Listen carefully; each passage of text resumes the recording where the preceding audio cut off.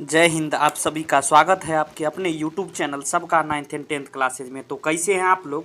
देखिए मेरे प्यारे भाई, आज की इस वीडियो में हम लोग NCERT गणित के कक्षा 10 के प्रश्नावली 8.1 के प्रश्न संख्या 11 को जो है बनाना सीखेंगे।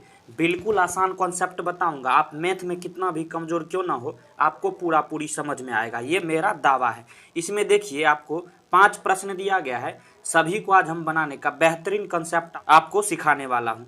अगर वीडियो अच्छा लगे तो एक लाइक कर दीजिएगा, चैनल पर नए हैं सब्सक्राइब कर लीजिए, क्योंकि इस तरह का वीडियो आपको मिलता रहेगा। तो चलिए वीडियो को शुरू करते हैं। देखिए सबसे पहले जो है प्रश्न को पढ़िए, क्या कह रहा है। बताइए कि निम्नलिखित कथन सत्य है या असत्य, कारण सहित अपने उत्तर की पुष्टि कीजिए। मतलब सीधा सीधी जो है इसमें जो कथन दिया गया है पूछ रहा है वह सत्य है या असत्य है, कारण सहित जो है ना उत्तर की पुष्टि भी आपको करना है। तो चलिए सबसे पहले प्रश्न की ओर हम लोग चलते हैं। देखिए इसमें दिया गया है, क्या कह रहा है, 10a का मान सदैव 1 से कम होता है। तो चलिए सबसे पहले प्रश्न 1 को जो हल करना हम लोग सीखते हैं। एक बात बताइए मेरे भाई, क्या करा इस प्रश्न में कि 10a का मान सदैव 1 से कम होता है। तो चलिए आप खुद ही बता पाएंगे। चलिए देखिए सबसे पहले जो है आपको जो क्या करना है, यहाँ जो है देखना है 0 डिग्री का मान कितना होता है। सबसे पहले यह मान आप बताइए। आपको तो मैंने जो है टेबल का ट्रिक सिखा दिया, इसका जो है लिंक मैं आपको यहाँ डिस्क्रिप्शन में दे दूंगा, वहाँ से आप टेबल का ट्रिक सीख लेंगे। तो 0 का मान जो है आपको 0 होता है। इसी तरह 30 डिग्री का मान कितना होता है, तो आपको याद होगा 30 डिग्री का मान 1/√3 होता है। इसी तरह 45 डिग्री का मान कितना होता है, तो 45 डिग्री का मान 1 होता है। इसी तरह देखते जाइए 60 डिग्री का मान कितना होता है, इसका जो है आपको √3 होता है 60 डिग्री का मान। क्लियर है। इसी तरह अब देखिए 90 डिग्री का मान क्या होता है, ये अनंत होता है, इन्फिनिटिव होता है। क्लियर है। अब देखिए यहाँ जो है आपको क्या कह रहा है, 10a का मान सदैव मतलब हमेशा कह रहा है 1 से कम होता है। अब देखिए यह तो चोर यहीं पकड़ा गया, क्योंकि 45 का मान तो 1 होता है, लेकिन पहले में कह रहा है कि 1 से हमेशा कम होता है। इसका क्या मतलब हुआ, 1 से कम तो होता है लेकिन सदैव 1 से कम नहीं होता। इसलिए पहला स्टेटमेंट आपका असत्य हो जाएगा। तो यहाँ जो है आप प्रश्न में इसका आंसर के रूप में क्या लिखेंगे, असत्य। असत्य, अब असत्य है। क्लियर है, समझ गए, ये असत्य हो गया। अब चलिए दूसरे प्रश्न की ओर हम लोग चलते हैं। अब देखिए दूसरा प्रश्न यहाँ देखिएगा, क्या कह रहा है, कोण ए के किसी मान के लिए सेक ए बराबर 12/5 होता है या नहीं, इसको आपको चेक करना है। तो दूसरा प्रश्न को बनाने के लिए आपको जो है सबसे पहले समकोण त्रिभुज का सहारा लेना पड़ेगा। तो चलिए इसका सबसे पहले आप चित्र बनाइए। तो समकोण त्रिभुज का ये चित्र चलिए बना लिए। इस तरह से समकोण त्रिभुज का चित्र होता है। इसे हम लोग समकोण जो है ये 90 डिग्री का कोण होगा। अब देखिए यहाँ क्या कह रहा है, दूसरा में देखिए कोण ए के लिए किसी मान के लिए सेक ए बराबर 12/5 दिया गया है। मतलब यहाँ जो है सेक ए बराबर क्या दिया गया है, 12/5। अब मैं बता चुका हूँ ए क्या है, यहाँ एंगल को दर्शाता है, मतलब कोण को दर्शाता है। तो हम लोग मान लेते हैं कोण ए जो है, इसे हम लोग कोण ए मान लेते हैं। अब देखिए ये 90 डिग्री के सामने वाली भुजा क्या हो जाएगा, कर्ण हो जाएगा। अब एक बात बताइए, कर्ण जो है ना अन्य दो भुजा से बड़ा हमेशा बड़ा होता है। कर्ण जो है अन्य दो भुजा से हमेशा बड़ा होता है। अब सेक थीटा बराबर क्या फार्मूला होता है, आप जानते होइएगा। देखिए पहले कॉस को निकाल लीजिए, कॉस का उल्टा तो सेक होता है। तो कॉस थीटा बराबर क्या होता है, तो आधार बट्टे कर्ण होता है। कॉस थीटा बराबर आधार बट्टे कर्ण होता है। तो सेक क्या हो जाएगा, उल्टा, मतलब आधार बट्टे कर्ण बट्टे आधार। क्लियर है, कर्ण बट्टे आधार हो गया। अब देखिए यहाँ से देखिए कर्ण के बराबर क्या दिया गया है, 12, और आधार के बराबर 5 है। यहाँ से आप रिलेट कर लेंगे कर्ण कितना दिया गया है। अब 90 डिग्री के सामने वाली भुजा हमेशा कर्ण होता है, और 5 आधार दिया गया है। अब एक बात बताइए, किसी भी कोण के सीधा सामने सामने वाली भुजा जो है हमेशा लंब होता है। क्लियर है, ये लंब हो गया। अब इसी कोण से दूसरा जुड़ा हुआ भुजा साथ वाली भुजा, तो ये तो कर्ण हो गया, ये लंब हो गया। तो ये जो बचा हुआ भुजा है कोण ए से जुड़ा हुआ भुजा, ये क्या हो जाएगा, आधार। तो आधार आपको यहाँ 5 दिया गया है, और ये आपको कर्ण दिया गया है। अब क्लियर है, इतना कर लिए। अब देखिए अब क्या कह रहा है, अब देखिए यहाँ यह मान संभव है, सबसे पहले यह सोचिए।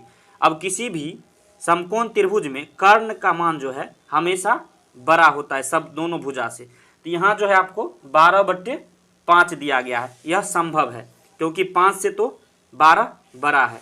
इसका आंसर क्या लिखिएगा, सत्य।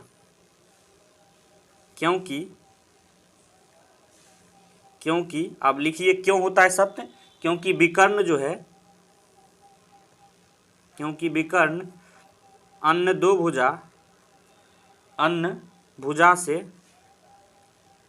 भुजा से बड़ा होता है। क्लियर है। दूसरा प्रश्न मुझे आशा आपको समझ में आ गया होगा। अब तीसरा की ओर हम लोग चलते हैं। देखिए तीसरा क्या है, कह रहा है कॉस ए कोण ए के कोसेकेंट के लिए प्रयुक्त एक संक्षिप्त रूप है। इसका डायरेक्ट जवाब होगा जी नहीं, बिल्कुल असत्य हो जाएगा इसका आंसर। अब क्यों होगा चलिए समझ लेते हैं।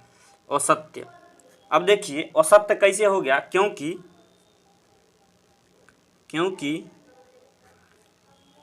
कॉस ए कोण ए के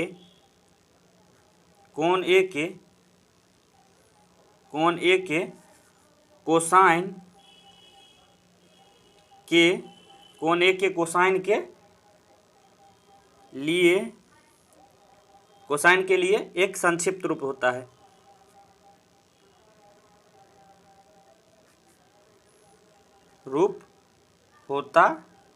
क्लियर है, समझ में आ गया, ये असत्य हो जाएगा तीसरा। अब चौथा प्रश्न क्या कह रहा है, कॉट और ए का गुणनफल होता है। ये तो बिल्कुल नहीं होता, यह भी असत्य होगा। कैसे चलिए सीखिए। देखिए यहाँ जो है आंसर में आप इसे असत्य लिख दीजिए, असत्य। अब क्यों हो गया, क्योंकि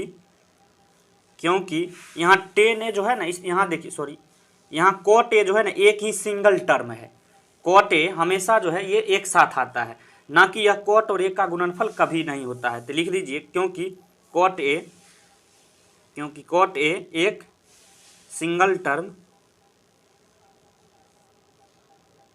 टर्म होता है। क्लियर है, समझ गए। अब चलिए अगला जो है पांचवा को हम लोग बनाते हैं। देखिए पांचवा क्या कह रहा है, किसी भी कोण थीटा के लिए साइन 4/3 होता है या नहीं। चलिए इसको सिद्ध करने के लिए सबसे पहले आपको क्या करना होगा, फिर से समकोण त्रिभुज का चित्र बनाना होगा। यहाँ जो है क्या दिया गया है, साइन थीटा बराबर 4/3 आपको दिया गया है। सबसे पहला क्या करेंगे काम, आपको समकोण त्रिभुज बना लेना है। अब देखिए यह जो है 90 डिग्री हो गया। अब देखिए इस तरह से साइन देंगे तो 90 डिग्री लिखना जरूरी नहीं है, इसका मतलब ये होता है 90 डिग्री। क्लियर है। अब देखिए साइन थीटा बराबर क्या फार्मूला होता है, आपको पता होगा। साइन थीटा क्या होता है, लंब बट्टे कर्ण। क्लियर है, लंब बट्टे कर्ण हो गया। तो लंब यहाँ 4 दिया गया, कर्ण कितना दिया गया है 3। देखिए इसके ऊपर वाला ऊपर के बराबर हो जाएगा, नीचे वाला नीचे के बराबर। अब इसे जो हम लोग थीटा कोण मान लेते हैं। क्लियर है। अब थीटा जब इसे मानेंगे तो इसके सामने वाली भुजा क्या हो जाएगा, लंब हो जाएगा, मतलब 4 यहाँ इतना हो जाएगा। अब ये जो है लंब हो गया। अब कर्ण कहाँ होता है, तो 90 डिग्री के सामने वाली भुजा कर्ण होता है, ये 3। अभी हमने बताया है, अभी हमने क्या बताया है, कर्ण जो है अन्य दो भुजा से हमेशा बड़ा होता है। इस कॉन्सेप्ट को आप याद रखिए। यहाँ देखिए लंब जो है 4 दिया गया है, कर्ण 3 दिया गया, यह कभी भी आपको संभव नहीं है। हमेशा जो है आपको कर्ण बड़ा होगा अन्य दो भुजा से, चाहे यहाँ लंब हो चाहे आधार हो, हमेशा इस दोनों से जो है हमेशा कर्ण बड़ा होता है। तो इसका भी आंसर आप क्या दीजिएगा, असत्य। मुझे आशा आपको पूरी समझ में आ रहा होगा। अब लिख दीजिए क्योंकि